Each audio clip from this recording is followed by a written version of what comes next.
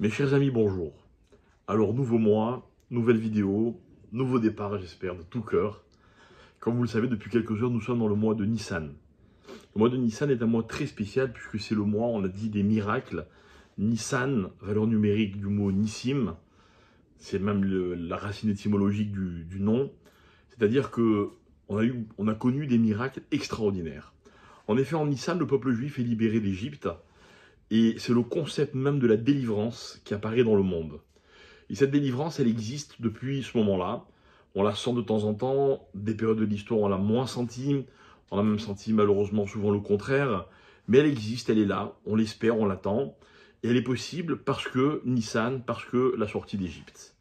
Ce mois est appelé dans la Torah Chodesh HaAviv, littéralement le mois du printemps.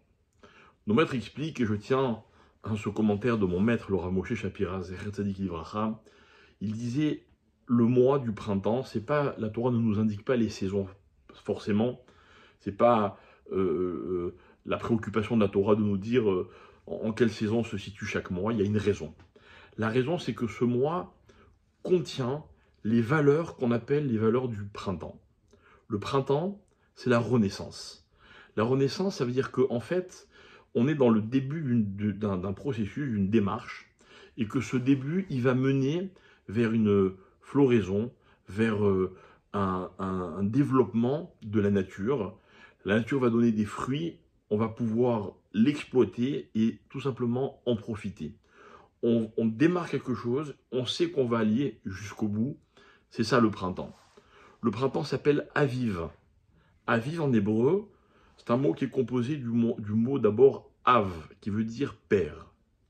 Donc regardez la façon dont le mot est articulé. On a Av, qui veut dire le père, et on reprend la dernière consonne avec d'abord la lettre Yud, Aviv.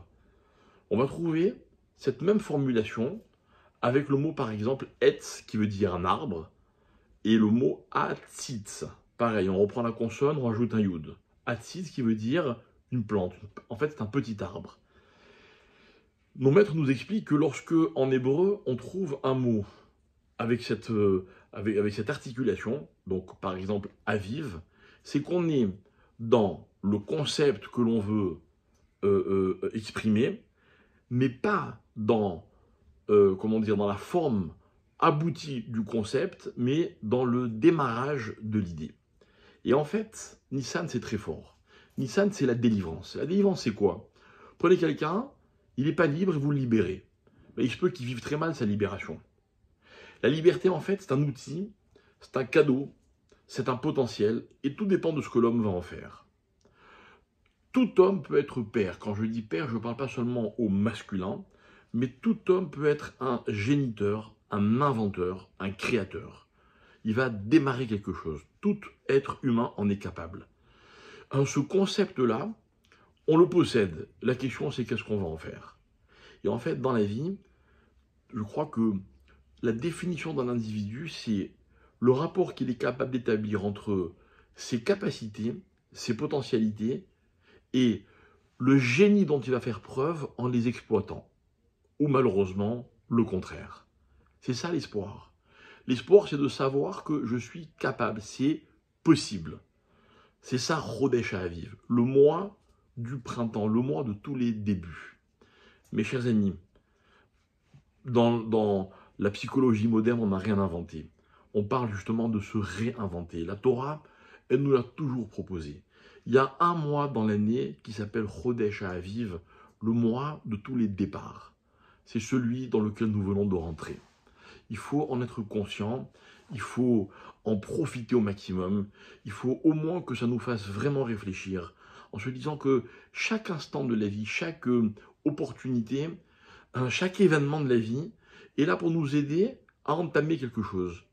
L'entamer, c'est vivre complètement cette notion et de Géoula, délivrance, et de Aviv, de printemps. Alors soyons-en, on va dire, capables, dignes, profitons-en, Be'ezrat Hashem, et que si Dieu veut, ce mois nous apporte d'abord la Géoula, la délivrance, la solution à tous les problèmes que l'on peut connaître, que ce soit individuellement ou collectivement. le mois de la fête de Pessah dans laquelle on va tous se retrouver et dont Béline et Der nous reparleront. Et en tout cas, un mois plein de joie et de bonnes nouvelles pour tout le monde. Chodesh Tov Muvorach, Shabbat Shalom et à très bientôt.